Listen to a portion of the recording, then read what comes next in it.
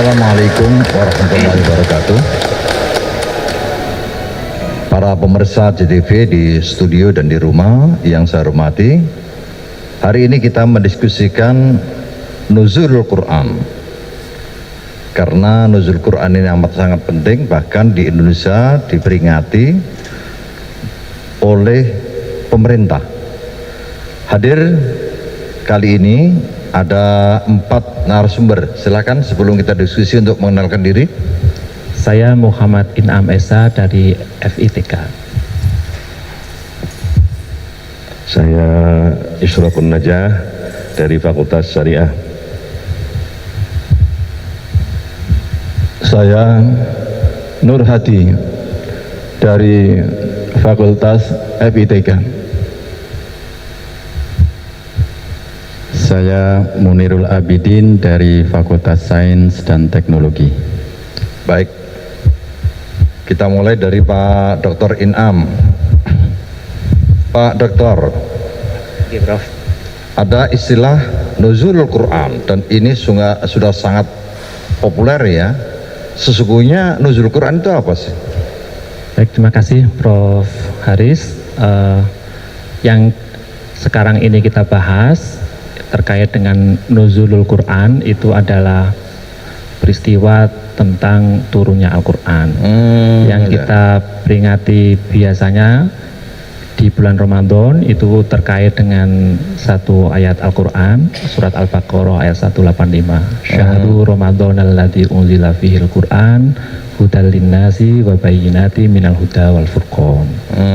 Jadi ini yang kemudian menjadi pendasaran kita di antara para ulama yang berpendapat bahwa Quran itu diturunkan pada bulan Ramadan. Tentu ada beberapa penafsiran terkait dengan tanggalnya biasa, karena memang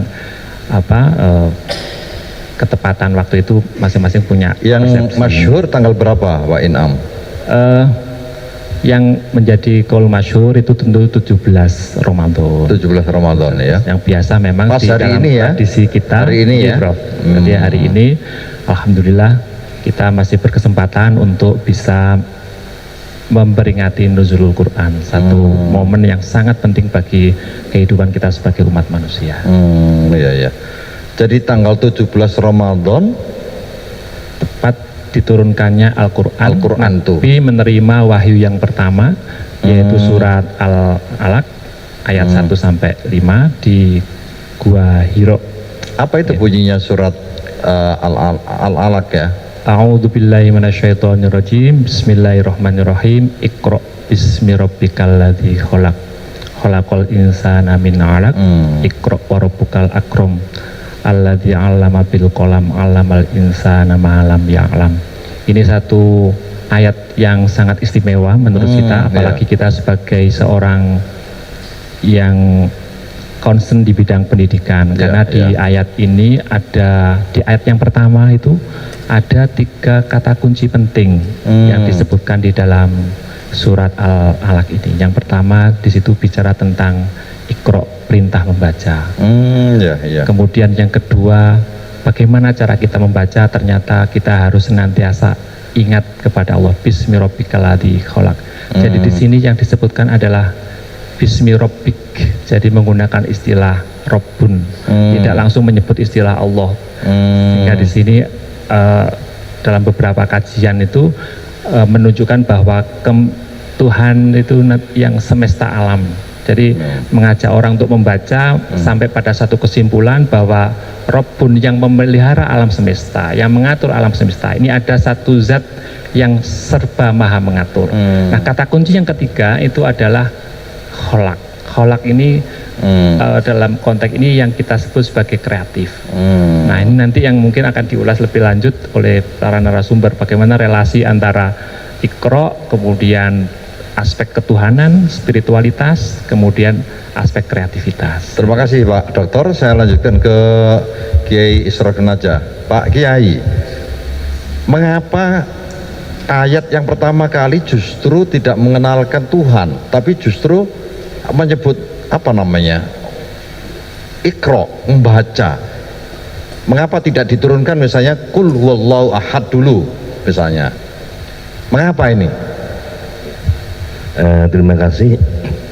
Menambahkan sedikit sebelum masuk pada pertanyaan, ada dua diksi yang dipakai dalam Al-Quran tentang turunnya Al-Quran itu. Yang pertama adalah tanzil dan inzal, ya. Jadi ada dua kali periode penurunan Al-Quran itu dari Loh Mahfud ke Samai Dunya, itu yang disebut inzal.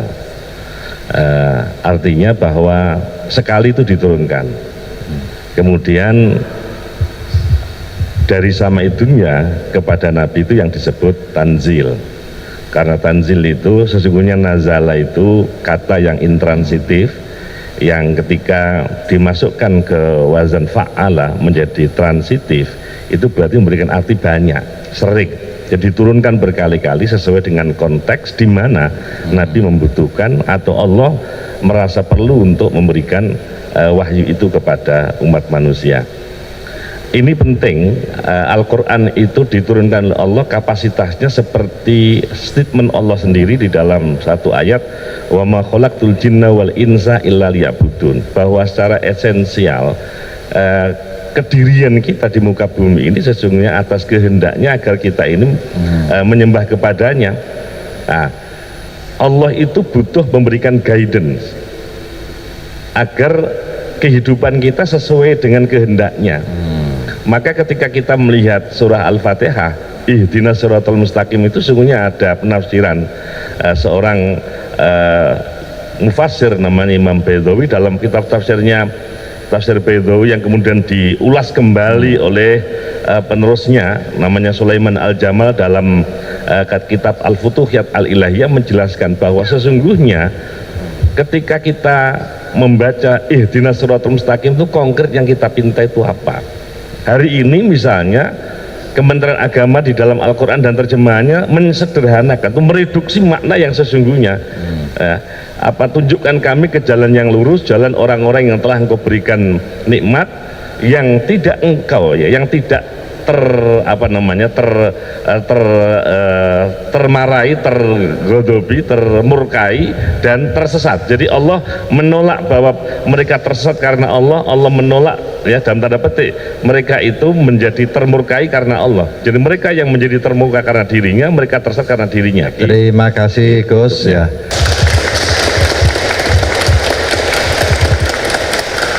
Baik pemirsa CTV yang saya hormati, kita lanjutkan. Pak Doktor, mungkin ini perlu dijelaskan agar teka-teki mengapa Tuhan justru menurunkan ayatnya Iqra dulu, tidak misalnya ayat-ayat yang berkaitan dengan keyakinan misalnya. Mengapa itu kira-kira? Terima kasih Pak Rektor yang saya hormati. Mengapa kalimat yang diturunkan pertama adalah Iqra, bukan yang lainnya? Sebelumnya saya ingin kembali kepada asbabun nuzul. Jadi baginda Rasulullah Sallallahu Alaihi Wasallam itu sebelum mendapatkan wahyu Al-Quran, yaitu surat Al-Alaq ayat 1 sampai 5 itu, beliau ini sempat mimpi. Mimpi yang sodik, mimpi yang benar. Melihat seperti terbelahnya waktu subuh. Nah, setelah itu beliau mengalami perubahan-perubahan spiritual di dalam dirinya. Dengan mimpi tersebut, lalu baginda Rasulullah akhir-akhir itu suka menyendiri, suka bertahanus, bahasa Jawanya bersemedi. Yaitu di gua Hira tersebut. Kemudian selang beberapa waktu beliau tahanus di gua Hira itu, lalu turunlah malaikat Jibril dengan membawa wahyu tersebut. Yaitu diperintahlah baginda Rasulullah Shallallahu Alaihi Wasallam untuk membaca, yaitu Iqra. Ketika malaikat Jibril memerintahkan baginda Rasulullah untuk membaca, Nabi tidak bisa untuk membaca itu. Ma'ana biqori. Ma'ana biqoriin. Langsung didekap sama malaikat Jibril, sampai kelelahan. Ya. Sampai kelelahan. Tetap saja beliau mengatakan ma'ana biqori'in. Dilepaslah kemudian. Tanya lagi dengan pertanyaan yang sama. Lalu beliau juga jawabannya sama, ma'ana biqori'in. Begitu pula yang ketiga kalinya. Nah, ini menurut sebagian mufassir bahwasanya Allah Subhanahu wa taala melalui malaikat Jibrilnya untuk memberikan penjelasan yang kuat bahwasanya memang Nabi itu adalah orang yang tidak bisa membaca, orang yang ummi, sehingga apa yang diterima oleh Nabi itu benar-benar datangnya dari Allah Subhanahu wa taala. Beda rasanya kalau misalnya wahyu itu turun kepada saya atau kepada yang lain begitu, yang sudah S3. Boleh jadi tidak dipercaya karena itu jarang-jangan buatan sendiri. Tapi tidak Nabi. Ya. Nabi tidak pernah sekolah, tidak pernah kuliah. Itu Dan artinya, tidak bisa belajar, tidak bisa membaca menulis. artinya Nabi itu ummi ya. Nabi itu ummi. Untuk memberikan penjelasan bahwa Nabi itu tidak membuat sendiri, tapi itu betul-betul genuine dari Allah, begitu ya. Betul, Prof. Ya, terima kasih Pak Munir. Saya teruskan tadi tentang Iqra tadi. Mengapa pilihan katanya itu Iqra misalnya, tidak kemudian langsung Qul wallahu ahad? Kenapa kira-kira itu? Ya, terima kasih Pak Rektor. Saya ingin mencoba menjawab pertanyaan ini dari perspektif ilmiah ya. Dalam arti mungkin tadi secara tafsir ya sudah dijelaskan oleh Pak Nur Hadi terkait dengan mengapa Allah Subhanahu wa taala itu menurunkan ayat pertama itu adalah Iqra bismi rabbikal ladzi khalaq, bukan misalnya Qul huwallahu ahad Allahu somad yang menegaskan tentang ketuhanan. Di sini ada satu penjelasan yang menurut saya ilmiah ya, di mana bahwa untuk sampai kepada ketuhanan itu tidak akan sempurna kalau tidak bisa kalau tidak melalui ilmu pengetahuan. Itu premisnya seperti itu. Jadi artinya apa? Artinya adalah bahwa seperti yang Pak Rektor katakan tadi itu, apakah orang bisa sampai kepada ketuhanan yang hakiki tanpa pengetahuan? Ya. Itu kalau dilihat dari ayat Iqra bismi rabbikal ladzi khalaq, itu tadi adalah bahwa sebenarnya Allah itu menyuruh kepada manusia lewat Nabi Muhammad tadi itu, sebelum kamu mengetahui tentang ketuhanan, mestinya kamu belajar dulu. Gitu ya. Belajar dulu tentang alam semesta, belajar dulu tentang apapun yang ada di sekitar kamu. Tetapi kalau bacaanmu itu tidak diimbangi, diikuti dengan apa tadi itu rasa ketuhanan, maka nanti juga akan menjadi sesat. Karena itu ayat keduanya di situ disebutkan Iqra bismi rabbikal ladzi khalaq. Karena itu orang menuntut ilmu kalau ansih ilmu pengetahuan saja itu bisa menjadi sesat. Jadi sekuler ya? Ya, jadi sekuler. Dia akan menganggap bahwa dirinya ini adalah orang yang paling top, gitu kan? Karena dia seperti yang terjadi di Barat itu misalnya menjadikan dirinya itu seperti seorang penemu kan, gitu kan? Hebat. Ya, saya nggak butuh Tuhan, saya nggak butuh ini kan? Karena dia merasa sudah bisa menyelesaikan segala sesuatunya dengan ilmu pengetahuan itu. Dan ternyata itu berbalik ya. Ternyata apa namanya?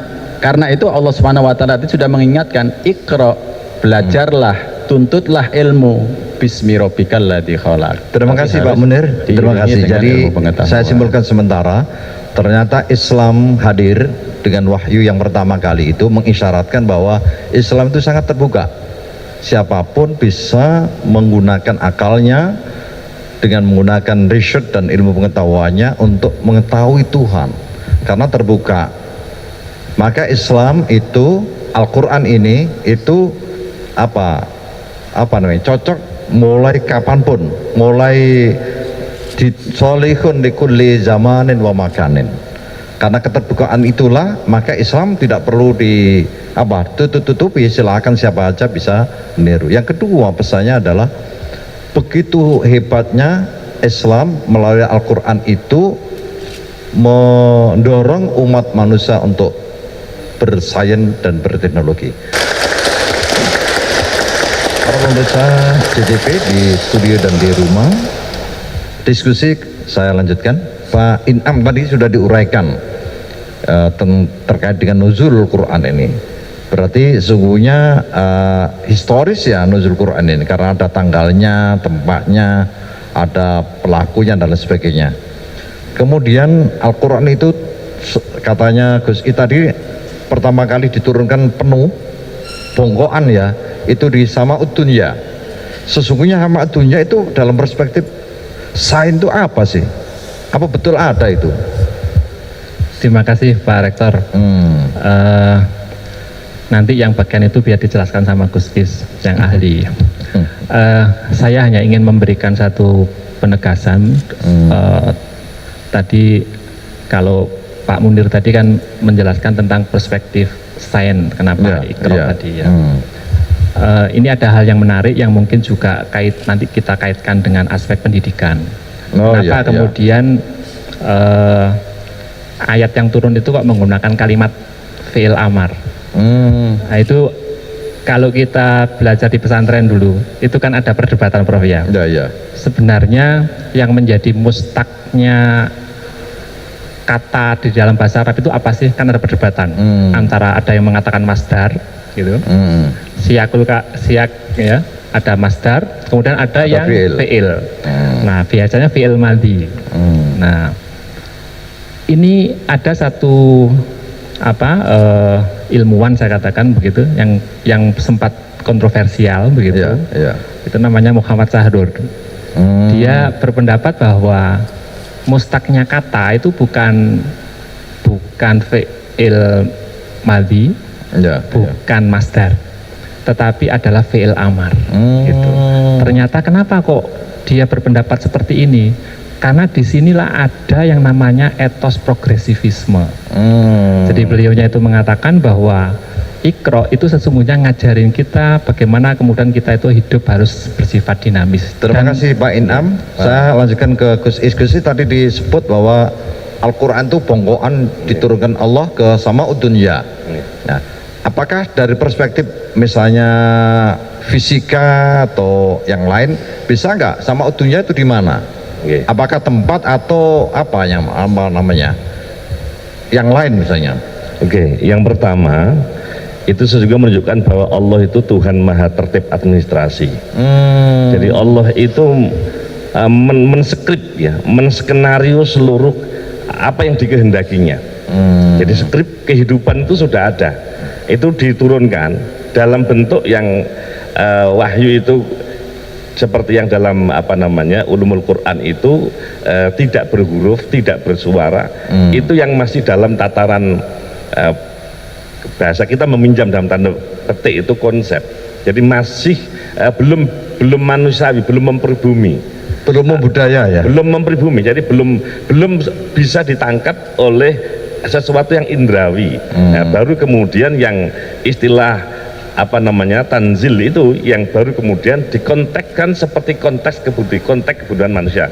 Jadi kalau menyebut ruang ya, saya kira apakah itu di atmosfer ya, kita tidak pernah tahu itu. Jadi hanya Sama'ud Dunya itu hanya di langit, jadi belum masuk kepada, jadi perlu di riset mungkin juga, jadi belum masuk pada domain kehidupan manusia.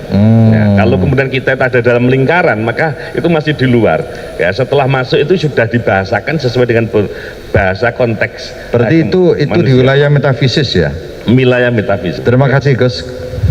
Pak Dr. Nur Hadi, tanzil, kalau inzal itu dari Allah langsung ke Sama'ud Dunya itu seluruhnya, dari Sama'ud Dunya ke Nabi melalui malaikat Jibril itu tadrijian ya. Itu kira-kira dari aspek pendidikan ada maknanya enggak itu? Terima kasih Pak Rektor. Apa yang ditetapkan dan diputuskan oleh Allah pasti banyak mengandung hikmah untuk umat manusia ini, termasuk turunnya Al-Quran dari Baitul Aizza atau langit dunia, Baitul Aizza namanya itu ada sebagian mufassir mengatakan mana itu Baitul Aizza itu, dikatakan mawaqi'un nujum, jadi tempat bintang, itulah letak Baitul Izzah. Jadi kalau misalnya didekati dengan astronomi itu bisa ya? Ya, bisa itu. Jadi ada ketinggian-ketinggian khusus yang memang itu menjadi tempat benda-benda langit itu. Maka itulah yang dikatakan Sama'ud Dunya atau Baitul Izzah. Dan dari Baitul Izzah itu diturunkanlah Al-Quran ke Kanjeng Nabi itu selama 23 tahun. Ada tadrijian, ada munajaman. Apa artinya tidak langsung itu? Itu kalau kita tinjau dengan perspektif pendidikan, maka kita sebagai seorang pendidik dalam belajar dan mengajar itu sangat dibutuhkan tadrijian itu, step by step, bertahap ya, step by step, munajaman itu. Oh, terima kasih Pak Munir. Tadi sudah disebut bahwa ternyata Allah menurunkan Al-Quran itu tidak langsung, padahal Allah bisa aja kan? Dan ini yang diprotes oleh masyarakat Arab ya, mengapa tidak seperti nabi-nabi dulu yang menurunkan wahyunya langsung? Itu kira-kira di balik semua itu ada nggak kira-kira tujuan Allah melakukan seperti itu? Ya, terima kasih. Kalau menurut saya hikmahnya itu adalah supaya Al-Quran itu bersifat historis. Artinya apa? Kalau Al-Quran itu bersifat historis, maka dia bisa dijadikan sebagai bahan manusia nanti untuk menentukan hukum, gitu. Misalnya ada suatu peristiwa, ya, peristiwa itu terjadi ketika pada masa Nabi. Kenapa ayat itu turun? Nah, ketika manusia sudah tidak ada Nabi, ya, seperti pada zaman sekarang ini. Ya, terus kemudian ada peristiwa-peristiwa yang berbeda dengan Nabi tapi masih mirip. Akhirnya kan melihatnya kepada asbabun nuzulnya kan gitu kan.